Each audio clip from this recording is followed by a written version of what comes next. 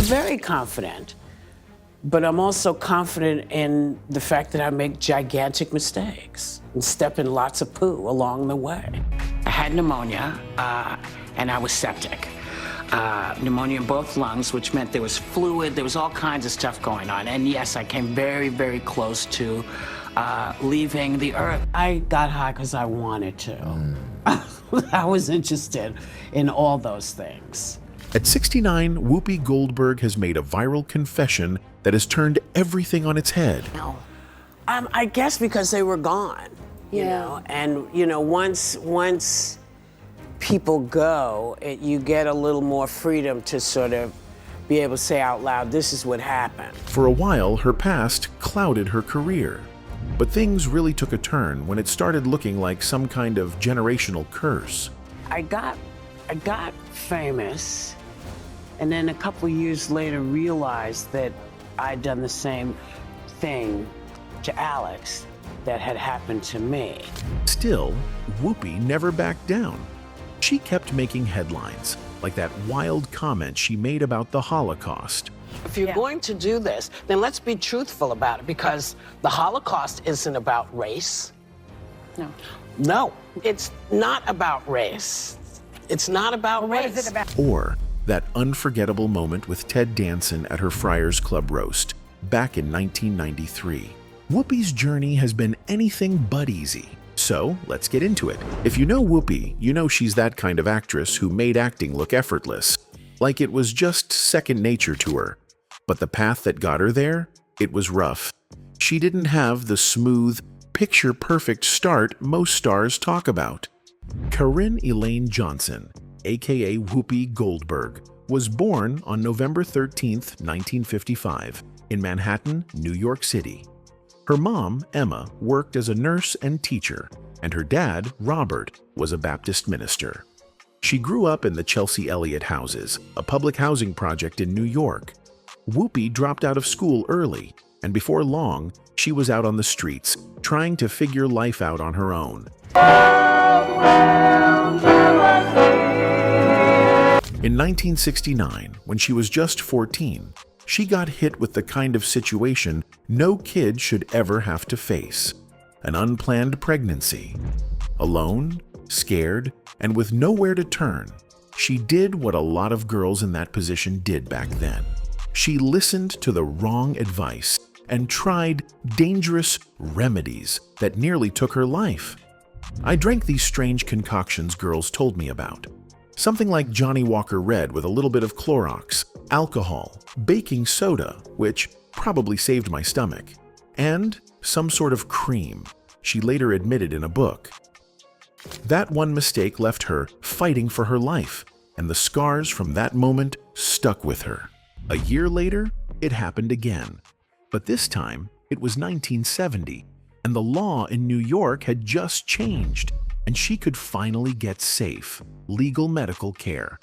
That change literally saved her life. It also lit something inside her, a fire that would push her to speak up for women's rights so that no other girl would ever have to go through what she did. So this is what I'm going to tell you. This is magnificent. But this can't end today. This has to go on and on. This is how people ended the war. Those weren't just childhood mistakes. They were battles that could have broken her completely. But somehow, she kept going. Through hunger, heartbreak, and humiliation, she carried herself with a kind of strength that only comes from pain. By the time she was 16, she had already seen more than most adults ever would. She left school with no diploma, no plan, just a bag of scars and a desperate need to escape. That escape came in the form of drugs. The 1970s swallowed her whole. LSD, heroin, anything that made the noise in her head stop for a while. But you got involved with heroin.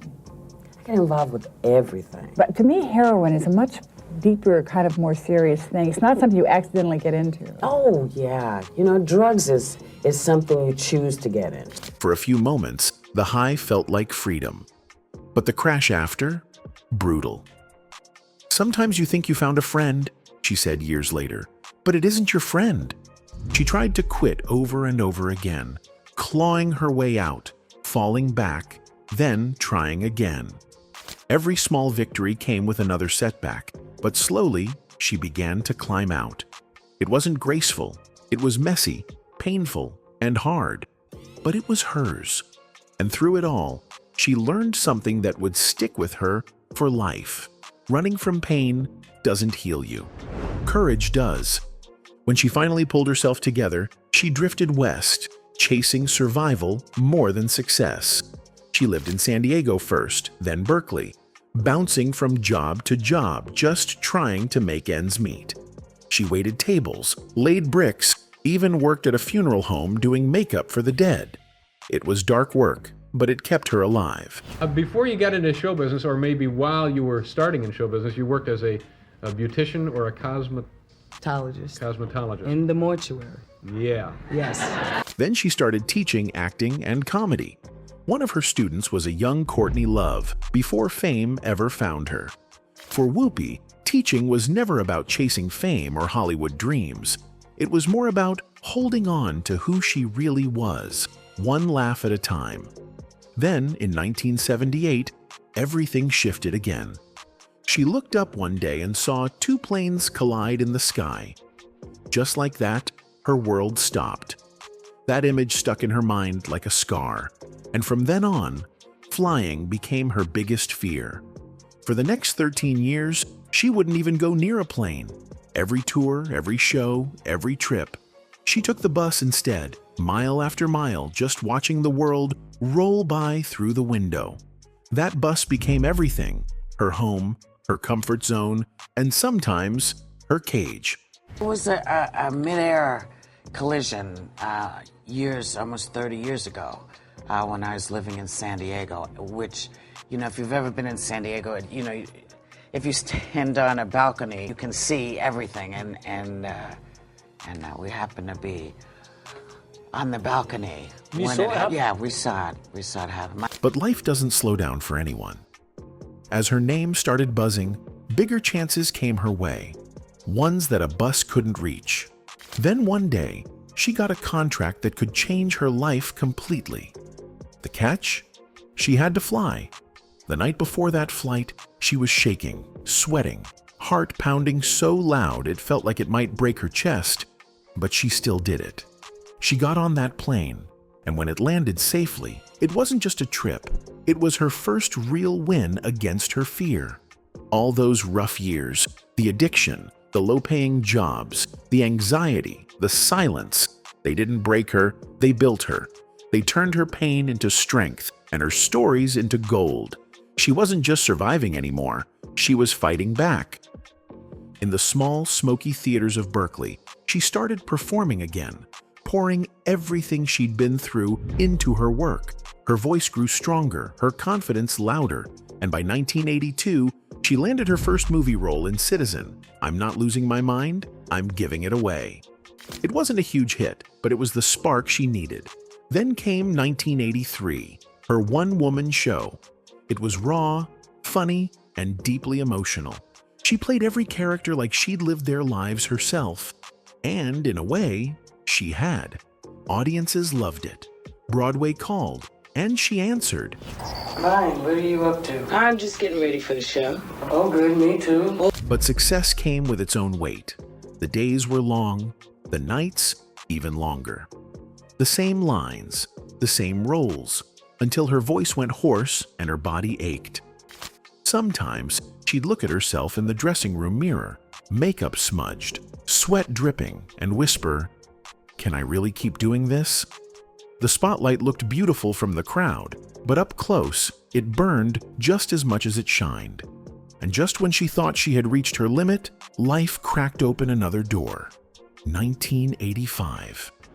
In 1985, Steven Spielberg cast Whoopi as Celie in The Color Purple, a role that felt like her whole life led up to it. She didn't just play the part, she lived it. The movie earned 11 Oscar nominations, and Whoopi got one for Best Actress. "That role broke me open," she later said, "but it almost broke me down." Boy. Seemed like if he hadn't been your boy, he might have made somebody a halfway decent man. Then came Ghost in 1990. As Oda Mae Brown, she stole every scene and became a legend. When she won the Oscar, becoming only the second Black woman to do so, she realized how lonely success could feel. By 1992, Sister Act made her a household name. She brought joy to millions, but behind the laughs was exhaustion. "Sometimes it's just fatigue dressed up as a smile," she once said. In 1994, she made history hosting the Oscars solo. A huge moment, but one filled with pressure. Through the 90s and 2000s, she kept working non-stop. From Karina to The View in 2007, where her voice found a new home. Fame came with fatigue, isolation, and constant judgment.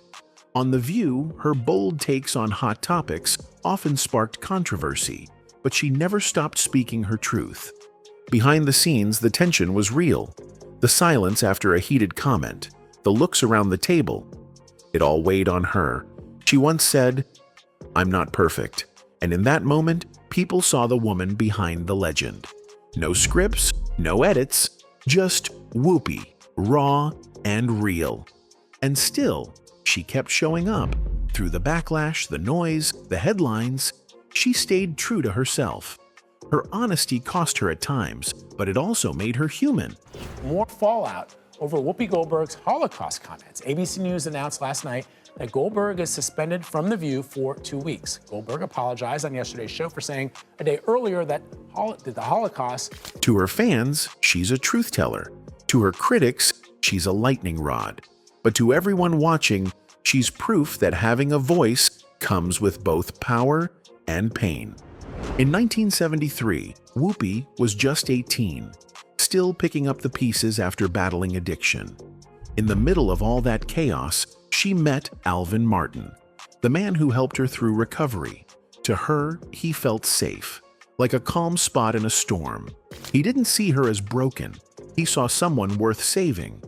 What started as comfort slowly turned into something deeper, even though she didn't really understand what love was back then. "I didn't know who I was," she later said. "I just knew I needed someone to hold me up." That same year, she gave birth to her daughter, Alexandria, Alex Martin. Marriage didn't feel like a dream come true. It felt like something she was supposed to do. A baby was coming, and responsibility hit her hard. But instead of saving her, the marriage became another struggle. Whoopi was still just a teenager, trying to survive while being a wife and mom. Alvin tried, but he couldn't give her the balance she needed. Their love turned into something heavy, more about need than peace. Bills piled up, the house got quiet, and the space between them grew cold. By 1979, it was over. On paper, they were divorced. In reality, she was 23, alone with a baby, staring at an uncertain future. Later, she admitted how scared she'd been. Scared she couldn't feed her child or protect her. Scared she wasn't enough. Those years were hard, long nights, hunger, exhaustion, but they taught her what real strength looked like.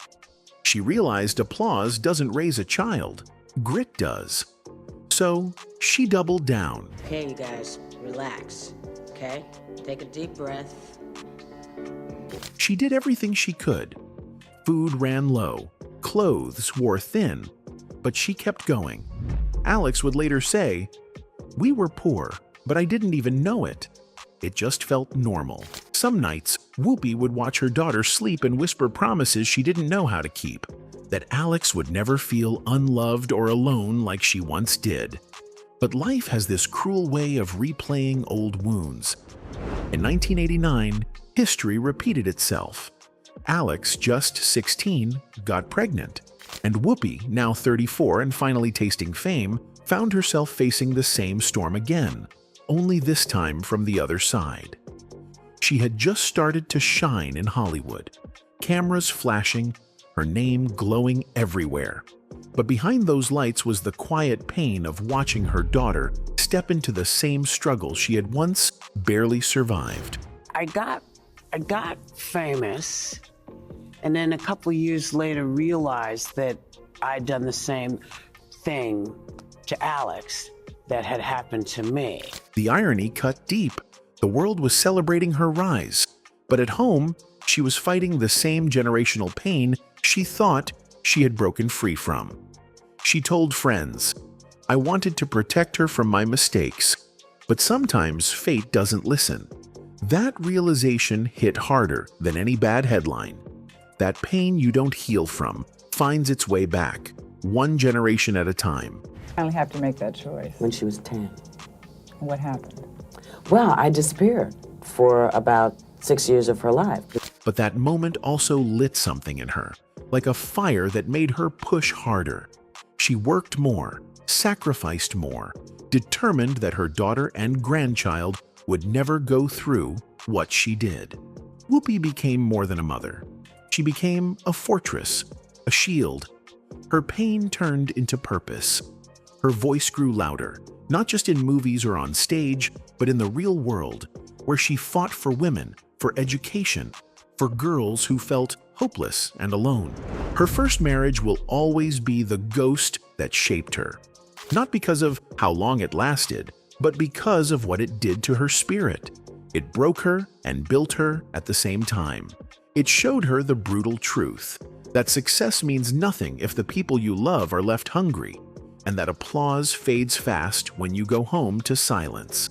But it also showed her how strong she could be, how to turn pain into survival, survival into purpose, and purpose into something bigger than herself. Alvin Martin's name might be buried in her past, but the lessons from that chapter never left. Out of that heartbreak came the fire that made Whoopi Goldberg who she is. Strong, unshaken, and grounded. Because the truth is, even when the cheers outside are loud, it's the silence at home that tells you who you really are.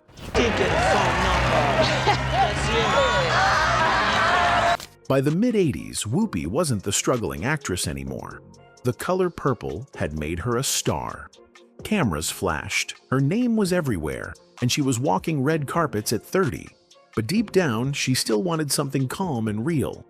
In 1986, she thought she found it with David Clausen, a quiet Dutch cinematographer whose calm balanced her chaos. They got married fast, caught up in love and hope. For a while, it worked, until fame got in the way. Her schedule took over, the connection faded, and by 1988, it was done. No drama, just distance. On the outside, it looked small. To Whoopi, it was another reminder that success can feel lonelier than struggle. By 1994, she was on top. Oscars, blockbusters, everything, but still searching for peace. That same year, she tried again, marrying actor and union organizer Lyle Trachtenberg. It wasn't wild passion, just an attempt to build something stable. Why are you attracted to him? Because he's a good man.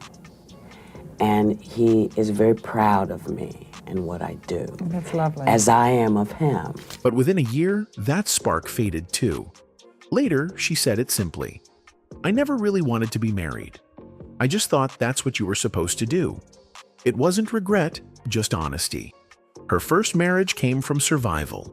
The others came from curiosity, testing whether she could fit into what the world expected. But marriage never suited her. By the end of the 90s, she'd been married 3 times. To tabloids, it looked like failure. To her, it was freedom. Each ending taught her that love can't be forced, peace can't be faked, and pretending for others only hurts you more. "The only thing I'm married to now is my freedom," she once joked, and she meant it. Then came the most talked about chapter, Ted Danson. By the early 90s, they were both huge. Whoopi was an Oscar winner, Ted was a TV icon, and together they seemed unstoppable. For Whoopi, who had known more pain than comfort, being with Ted felt like a breath of fresh air. She's royalty. You walk down a street with her, and the kind of people who have, are living pretty tough lives who come up and say, "Thank you. Don't stop doing what you." But things got messy fast. Ted was still married, and their closeness exploded into a media scandal. It all came crashing down in 1993, after Ted's controversial performance at Whoopi's Friars Club roast. What was meant to be comedy turned ugly, and the backlash was harsh. Whoopi got dragged into it too, her name on every headline, her pain on display. "It felt like the world was watching my heart break," she said later. By the mid-90s, it was over. No big breakup, just silence. That chapter hurt, but it also taught her how fame and love don't mix well under bright lights. Still, she didn't hide from it. She owned it, all the mess, all the lessons. Because for Whoopi, the story was never about being perfect. It was about being real. Then life hit her harder than ever before, not with gossip, but with loss. In 2010, she lost her mother, Emma, the woman who had raised her, protected her, and shaped everything she was. 5 years later, she lost her brother Clyde, the last person who remembered the girl she was before fame. Those two losses crushed her. "She was my everything," Whoopi whispered after her mom passed. And when Clyde died, she said it felt like her whole childhood was buried with him. With them being gone, I wasn't really sure of who I was in my place, in my skin anymore, because it was always been the three of us. I've never knew life without the two of them. No amount of success could fill those absences. She still showed up on stage, cracking jokes and doing what she did best. But when the lights went off, the silence was heavy. The empty chair at the kitchen table. The phone number she couldn't dial anymore. The kind of loneliness that applause can't touch. But instead of folding under the grief, she turned it into something compassionate. She spoke more about family, about love, about holding people close while you still can. She started supporting causes for single mothers and healthcare workers, honoring her mom's legacy as a nurse. Out of her loss grew a new purpose, to remind others that love is fleeting and that the only thing that lasts is how deeply we care for one another. And just when she thought she'd survived the worst, her own body betrayed her. Whoopi had lived with endometriosis for years, pain most people couldn't see or understand. But in 2018, she got hit with something much more dangerous. Pneumonia nearly took her life. It spread fast, her lungs failed, and doctors told her she had a 30% chance to live. 30%. Well, Whoopi has been battling pneumonia, and it's been a very tough time for her. She has not appeared, as you said, on that show since February the 5th, and today she did reveal she had something called septic pneumonia in both lungs. For 6 weeks, she disappeared from the public eye. Fans wondered, colleagues prayed, hospital room, hooked up to machines, she faced the same shadow that had taken her mom and brother, and somehow she made it through. When she finally returned, thinner but alive, the standing ovation she got wasn't for a joke or a movie. It was for surviving. I had pneumonia, and I was septic. Pneumonia in both lungs, which meant there was fluid, there was all kinds of stuff going on. And yes, I came very, very close to leaving the earth. That experience changed her completely. Gratitude softened her humor. She began to talk more about health, fragility, and how easy it is to take life for granted. She started using her voice to remind people that breath itself is a privilege. Now at 69, Whoopi lives life on her own terms. Her main home is a quiet 1920s estate in New Jersey, filled with books, memories, and peace. She also spends time at her villa in Sardinia, Italy, reading and watching the sea. Her days aren't about fame anymore. They're about calm, family, and purpose. She's worth around $30 million, but she keeps it simple. Regular cars, family dinners, and laughter with her daughter Alex and her grandkids. After 3 marriages, she's made peace with being alone. "I don't want somebody in my house," she once joked, and she meant it. Her love now lives in family, causes, and her work. She still co-hosts The View, still outspoken and funny as ever, and she's working on Sister Act 3 while launching AWSN, a women's sports network on Pluto TV. Her focus now is giving others a voice, women, LGBTQ+ communities, single mothers, and people in pain. It's not going away. And in the world, there's a pandemic in our, little area. It just keeps getting worse and the numbers keep increasing. So it's, anything we can do to fight it. After surviving pneumonia in 2019, she said, "Every morning feels like a second chance." That's how she lives now, grateful, grounded, and free. Her story isn't about perfection. It's about persistence. From poverty to Oscars, from heartbreak to healing, she's shown that strength isn't about never falling.